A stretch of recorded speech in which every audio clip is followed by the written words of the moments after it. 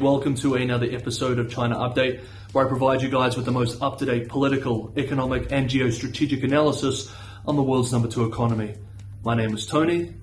Let's jump in. Okay, happy Friday everybody. Today's episode will primarily be looking at the BRICS Summit from this week, an event which may be seen in the future as a historic summit and even a turning point. On Monday, we discussed claims that China may be positioning itself to expand, lead and use the grouping as a geopolitical and economic counterweight to the Western-dominated G7 grouping of developed economies. We will discuss this topic again today, but let's first unpack some of the salient developments from the BRICS Summit this week. Yesterday, the President of South Africa, the nation hosting the summit, announced that 6 countries, namely Argentina, Egypt, Ethiopia, Iran, Saudi Arabia, and the United Arab Emirates, were invited to become new BRICS members. This is the first expansion of the BRICS since South Africa joined in 2010. And the consensus in Anglophone commentaries is that this expansion represents a victory for China, which advocated heavily for rapid expansion of the grouping before the summit. India had been more reluctant, but Prime Minister Modi expressed his backing for new members on Wednesday, and he also had a meeting with Xi Jinping himself. Speaking at a press event after the announcement, the General Secretary expressed that the expansion reflects the resolution of the BRICS countries to unite and cooperate with other developing countries, meeting the expectations of the international community and serving the common interests of emerging markets and developing countries. Xi Jinping added that the expansion will also inject fresh vitality into the BRICS cooperation mechanism and further strengthen the focus for world peace and development.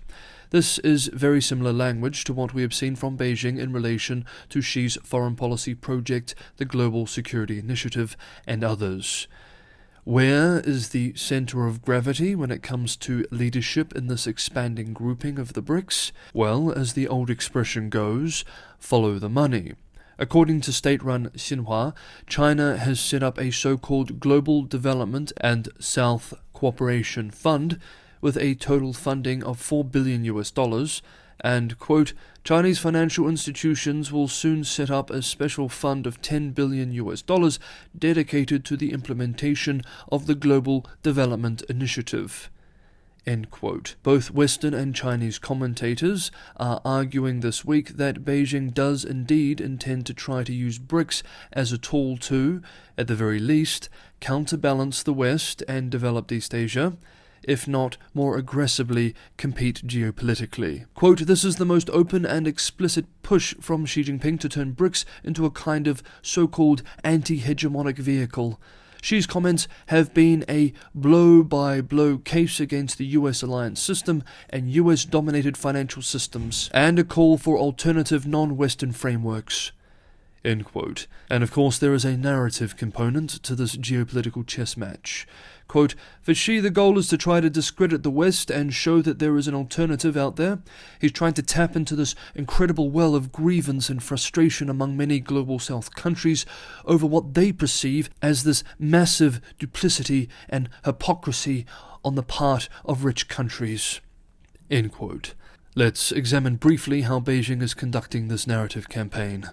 A special commentary published on Tuesday in the highly authoritative People's Daily is very representative of what we should expect coming out of Beijing on this front going forward. As we read, we note the key themes, namely anti-Western, historic triumphalism, and Chinese-led alternative order. Quote, currently the reform of the global governance system is at a historic turning point. The rapid development of emerging market countries and developing countries has continuously enhanced their international influence. Faced with an increasing number of global challenges, the Western-dominated international order, characterized by post-colonial rule, double standards and disregard for the concerns of developing countries, has not truly aligned with the common needs of emerging market countries and developing countries for peace, development and cooperation. Some Western powers' strong push for the so-called rules-based international order has become a stumbling block to world economic development and social progress. The BRICS countries adhere to genuine multilateralism and make decisions based on principles of equality and consensus. the BRICS countries actively promote the reform of the global governance system, committed to enhancing the representativeness and voice of emerging market countries and developing countries." End quote.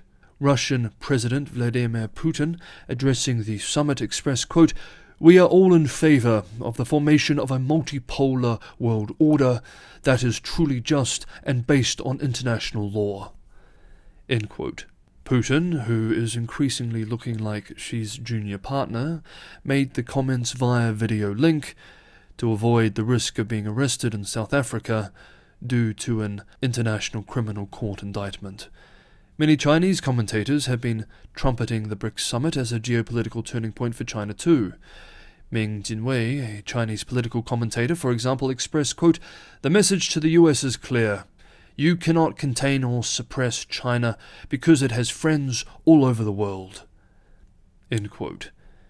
But is this the case? First of all, these countries are not allies. Are they even friends? Indeed, India, a key player in the current BRICS, is a rival of the PRC. And then there is the question of whether the BRICS and its expansion will reduce the US's ability to suppress China, as the commentator puts it. According to Beijing itself, two key ways in which the US is accused of containing China is in its control of technology, as well as its dominance in the global financial system. With regards to the first point, with the expansion of BRICS, the calculus for technology doesn't really change.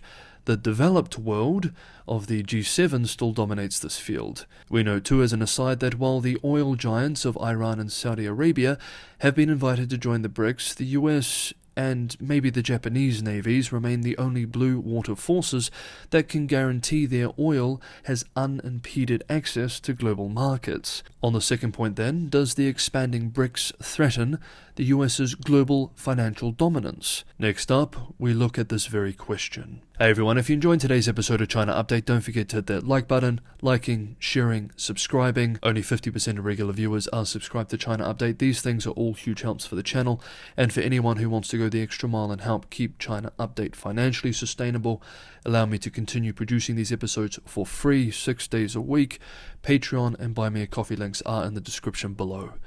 Thank you so much, everybody, for the ongoing support. Is China, Russia, and others hoping to use BRICS to undermine the dominance of the US dollar? This is likely the case, yes. Whether these efforts will be successful and to what degree is another question, however. Some leaders have been pushing for a common BRICS currency this week. Brazil's Lula, for example, expressed that it could increase the bloc's options for payments and, quote, reduce our vulnerabilities, end quote. Here referring to the ability of the US to put sanctions on countries that use their global dollar system. Indeed, the declaration document published following the summit stated that member states, finance and central bank chiefs will be assigned to, quote, consider the issue of local currencies, payment instruments and platforms, end quote, and report to the bloc by the next summit. But establishing a common BRICS currency would be a very tall political order. Back in July, South Africa's central bank governor, in an interview discussing this very topic, frankly expressed, quote, if you want it, you'll have to get a banking union, you'll have to get a fiscal union, you've got to get macroeconomic convergence, and importantly, you need a disciplining mechanism for the countries that fall out of line with it. Plus, they will need a common central bank. Where does that get located? End quote. The idea that countries, especially ones like India, would hand this power over to Beijing seems unlikely. We note, though, that the BRICS Bank CFO this week expressed, quote, we will increase the use of local currencies. It does not mean we are de-dollarizing or moving away from the dollar. It just means that we are raising more local currency financing. End quote. Thus, perhaps Beijing's plan is not to take this path away from the US dollar anytime soon, but rather just slowly move away from the US-dominated world as much as possible. UK-based Financial Times writes, citing unnamed Chinese officials, that the aim is to not dispose of the dollar, but to chip away at its dominance, and crucially, to create enough space for China's economic survival if the US one day targets it with the type of sanctions it has imposed on Russia. One Chinese official reportedly expressed to the outlet, quote, the US uses its financial power as a geopolitical weapon and the hegemony of the US dollar is a big part of this." End quote. For now, however, the overthrow of the dollar remains very unlikely. Even for those with the economic size of China, seeking an alternative is that the dollar is so deeply embedded in the international financial system. It owes its dominance to network effects, the depth of US capital markets, and the rule of law. It dominates international banking and global trade. It has a robust 58% share of global official foreign reserves, despite a drop of 13 percentage points since 2000. For now then, the US dollar still reigns supreme. However, as we have seen, China and others intend to see this change. Okay, that is today's episode of China Update. Thank you so much everybody for watching. Have a wonderful Friday, and I will see you all tomorrow.